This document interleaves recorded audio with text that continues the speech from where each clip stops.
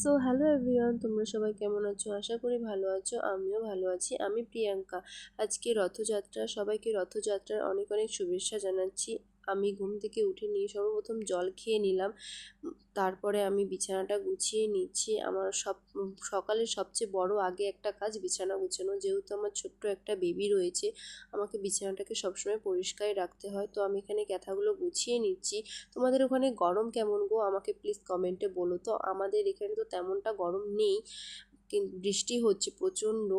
তো তোমাদের দিকে কি বৃষ্টি হচ্ছে? আমাকে প্লিজ কমেন্টে জানাবে। আর আমার ব্লগ তোমরা কে কোথা থেকে দেখছো অবশ্যই আমাকে জানাবে। হ্যাঁ, আমার ব্লগে প্রচণ্ড ভুল হচ্ছে, ভয়েস আমি প্রথমবার দিচ্ছি। তো ভুল ত্রুটিগুলো একটু মাফ করে দিও, তোমরা একটু ম্যানেজ করে নিও। আর অবশ্যই অবশ্যই আমাকে কমেন্টে জানাবে আমার ব্লগগুলো কেমন হচ্ছে। ভুল হলে সেগুলোকে আমাকে কমেন্টে জানিয়ে দেবে আমার কোথায় ভুল হচ্ছে, আমি তো সেগুলো দেখো সংশোধন আমার করার বিছানা চেষ্টা গোছানো করব। হয়ে গেছে। খুব বাইরে বাইরে প্রচণ্ড পরিমাণে বৃষ্টি হচ্ছে, সেটা তোমরা দেখতেই পাচ্ছ। বাইরে বেরোনো যাচ্ছে না রীতিমতো। জানি না রথের মেলায় যেতে পারবো কি না, রথ টানতে পারবো কি না, যে বৃষ্টি হচ্ছে আমাদের এখানে। তো আমি এখানে ফ্রিজ থেকে পটল বের করে নিলাম। পটল আলু দিয়ে আমি পাস্তা এখন বানাবো, যেহেতু আমার বাবা এখন ডিউটিতে যাবে। তোমাদের মনে যদি কোনো কোশ্চেন থাকে অবশ্যই আমাকে কমেন্টে জানাবে, আমি সেগুলো রিপ্লাই দেওয়ার চেষ্টা করব এবং আমি সেগুলোকে ব্লগে নেওয়ার চেষ্টা করব। তো আমি এখানে সর্বপ্রথম আলু আর পটলটা ভেজে নিচ্ছি, নেওয়ার পর আমি পাস্তাটা বানিয়ে নেব। আমি না ক্যামেরা মানে অন করতে ভুলে যাচ্ছি বারে বারে। তো জানি না কী করে কী করছি, আমি বুঝতে পারছি না।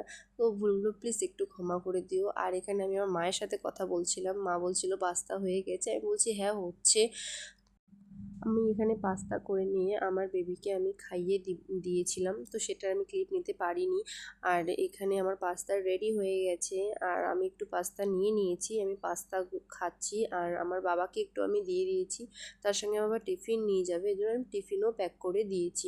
যেহেতু বাবার আসতে দেরি হয় আর বাবা বাইরের খাবার সেরকম খায় না, এর জন্য আমি পাস্তা বানিয়ে আমি টিফিনে প্যাক করে দিই। আর আজকে তো বললামই, দেখালামই তোমাদেরকে যে প্রচণ্ড বৃষ্টি হচ্ছে। তো আজকে মা দুপুরে খিচুড়ি রান্না করেছিল, তো সেগুলোই বেড়ে দিচ্ছে থালায় খিচুড়ি খাবো জন্য। খিচুড়ি আর বেগুন ভাজা আর আলু ভাজা দিয়ে বৃষ্টির মধ্যে খুব ভালো খিচুড়ি খেয়েছি। তোমরা কে কে খিচুড়ি খেতে ভালোবাসো অবশ্যই কমেন্টে আমাকে জানাবে। আর প্লিজ প্লিজ আমাকে কমেন্টে অবশ্যই জানাবে, আমি তোমাদের কমেন্টের আশায় থাকবো। আর বিকালে আমাদের এখানে পুরো বৃষ্টি কমে গিয়েছিল। বৃষ্টি না কমলে হয়তো মেলায় যেতে পারতাম না, কিন্তু বৃষ্টিটা কমে গিয়েছিল, ওয়েদারটা খুব সুন্দর লাগছিল। আর এখানে মা কাকি আমি বাইরে বেরিয়ে একটু গল্প করছি। তো এখানে রেডি হয়ে নিয়েছি সন্ধ্যাবেলা মেলায় যাব জন্য।